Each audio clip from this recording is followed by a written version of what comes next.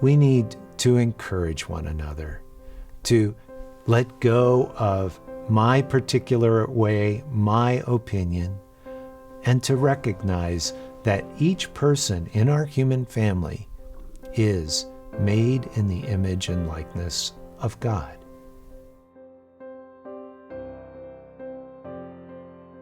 It's great to be here. I'm glad to be able to talk to you today a little bit about an encyclical that came out from the Pope called Fratelli, tutti. The Pope uses the Italian even to talk about something that was near and dear to St. Francis's heart. Pope Francis quoting St. Francis. So St. Francis was writing to the brothers, the Franciscan brothers with whom he was living and trying to help us shake loose from the need to get a lot of esteem from people because we have a good reputation. So he says, brothers all. But actually, Pope Francis, in using that word, means it even broader. It's the human family. He's saying all of us can get caught in ways that we want to look good, but don't actually want to experience the full freedom of following Jesus Christ, of allowing God to be our center.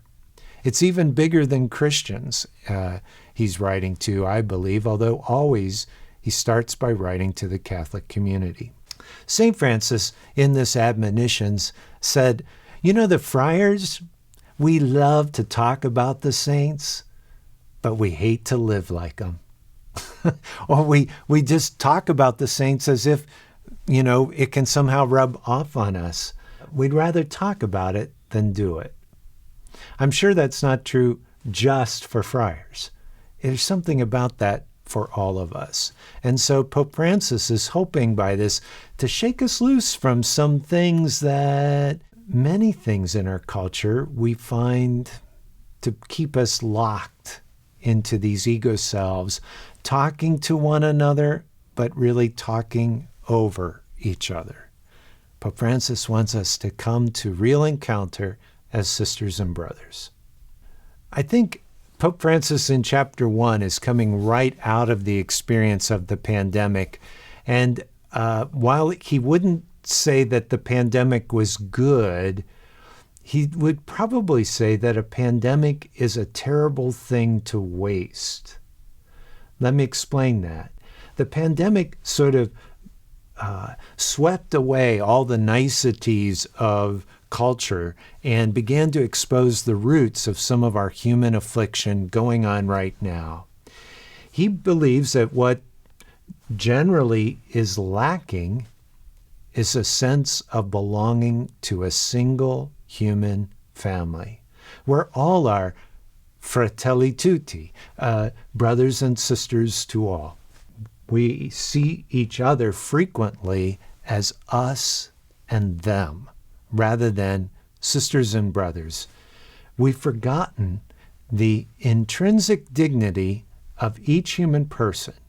Each human person made in the image and likeness of God.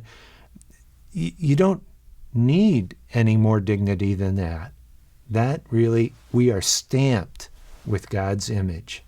But because we forget that, we can divide into political camps. We can divide into all kinds of us and them kind of things. And one of the Pope's main concerns was that people use smear campaigns, no matter what your position. So the position becomes more important than the person sitting in front of you. We can say things like, oh, he's a Trumpite, or, oh, that one? That's a Biden lover.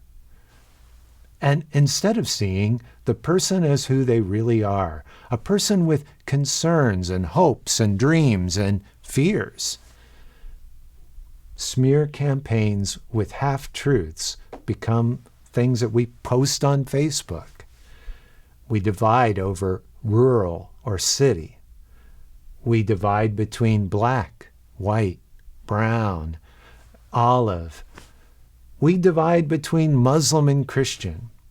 We divide between immigrants and Americans, even though most of our ancestors were immigrants or refugees or slaves brought here without our consent.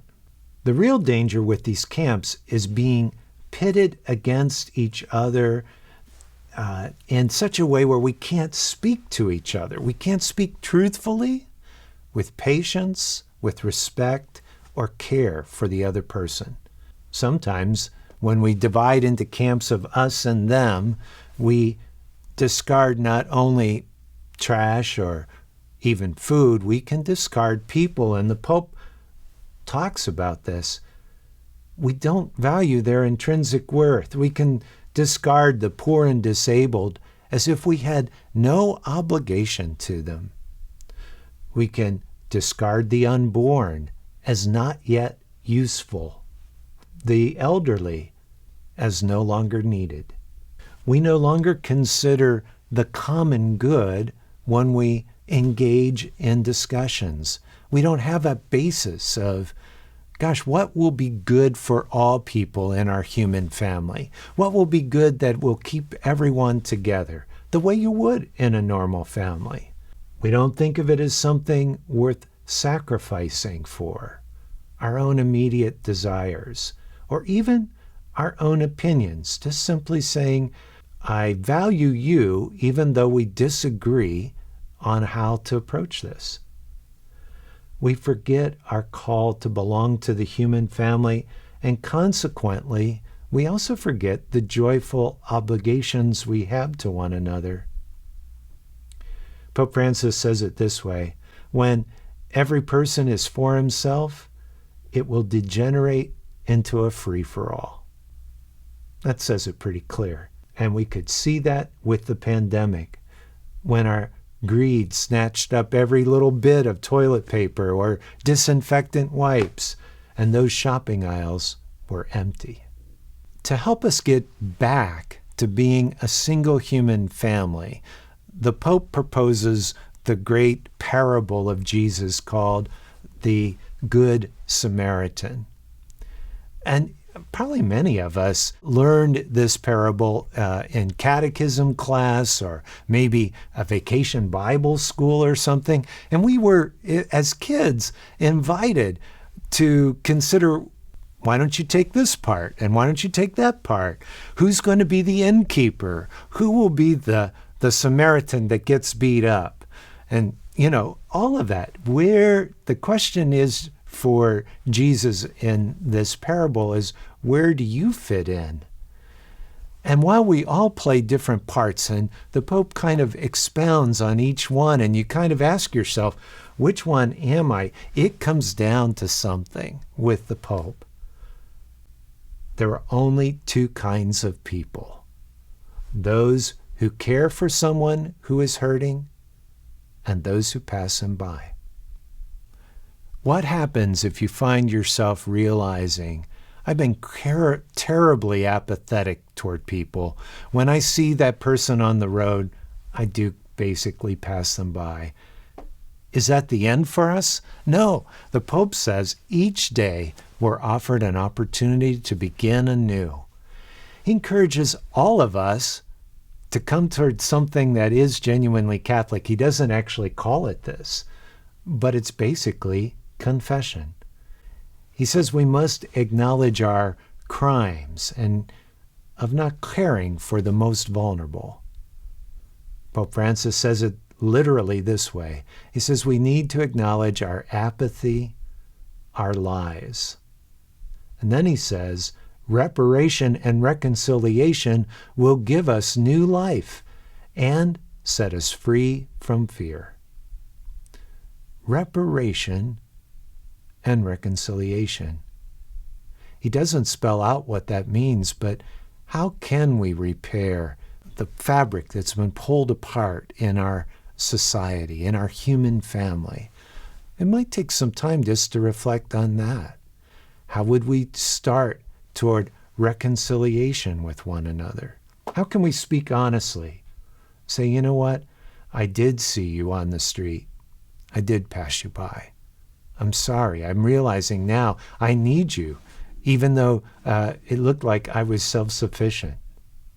That's where the Pope's getting to. This penitential key is also part of the whole Franciscan movement. We are brothers of penance, brothers that talk about changing our lives in some way to bring back a bit of Eden again, with our own lives being the bridge. So this penitential aspect is really key to part of Fratelli Tutti. The Pope says that when we start to realize the effects of our lack of care and the consequences that have happened in our world and even for ourselves, we then begin to wake up. We begin to say, I can be part of the solution. I can work in some very concrete ways to make a positive difference in the lives of others. I can start caring for the good of humanity. And the Pope mentions, he doesn't spell out how, but he says we need to think about that. How economically can we begin to work toward that for justice for all? How can we do that politically? How can we do that for the good of our planet? How can we protect this common home that we share as sisters and brothers? But he always says we need to create a culture where the poor's needs, the needs of the poor, are considered first.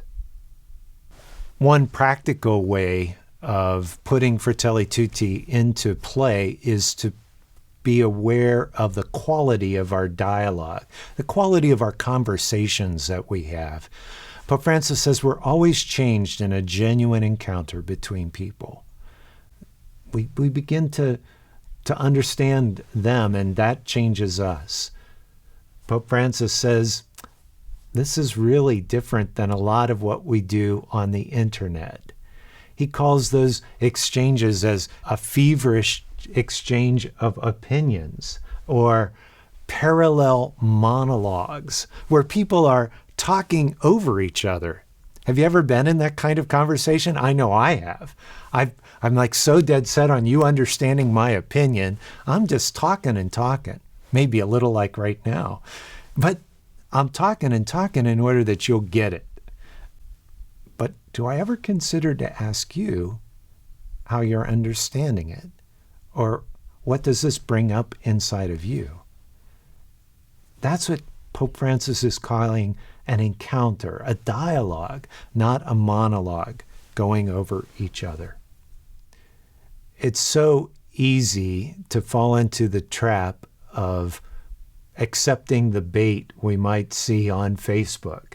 Somebody's opinion and us wanting to say, that's not right, and then getting into these feverish monologues that go on. Pope Francis helps us to say, really, developing a respectful understanding of each person's dignity will move us into some hard work. He even calls it craftsmanship, to really understand the person with whom we disagree, to hear their hopes and fears. Sometimes we've just never considered the world from their vantage. We've never walked a mile in their shoes. Francis mentions the virtue of kindness, and he says this: it opens the paths where hostility and conflict would burn bridges. Pope Francis's sense of belonging to one human family has consequences for Christians. He says we're not to impose our own ideologies, our own way of experiencing God on the rest of the human family, but rather engage in a respectful dialogue, but not a violent defense of the truth. Violence, he says, when we get violent with each other, that's never respectful. And consequently, it's like an anti-message for Christians. And he calls us to something different. It's not to encourage relativism, like it doesn't matter what you believe, but rather to understand that all of us are measured by love. by love. The one we as Christians say God is love. How loving is our dialogue with the person whom we may have a different way of talking to? During this time, the Pope also mentions toward the end of Fratelli Tutti two major threats to the common human family: war itself and the death penalty. For war, even though St. Augustine said that there was a legitimate time at times for a just war, it was a time when we had the most effective element was how far you could throw a spear. It was not the kind of war armaments we have now where people don't have to engage with one another. Pope Francis is wondering about the reality of any just war. He just puts a question mark there, but he invites more conversation around that. As for the death penalty, St. John Paul had mentioned that the death penalty could only be used in the most extreme kind of situations where you had absolutely no way of containing that person if they were a threat to society. Pope Francis has gone to the next level and said it's always inadmissible, is the word that he uses. He takes St. John Paul's tiny little crack and just says, no, we really need to close that crack and say the death penalty is inadmissible for Christians. Another practical thing for us as Christians that Pope Francis is encouraging is not to remain on the sidelines of political life, economic life for most Christians, but rather to view all of that in how will this better the common good in our society. Questions that we ought to ask: will this particular law, this particular candidate's position, will it help our common family? Will this contribute to the common good?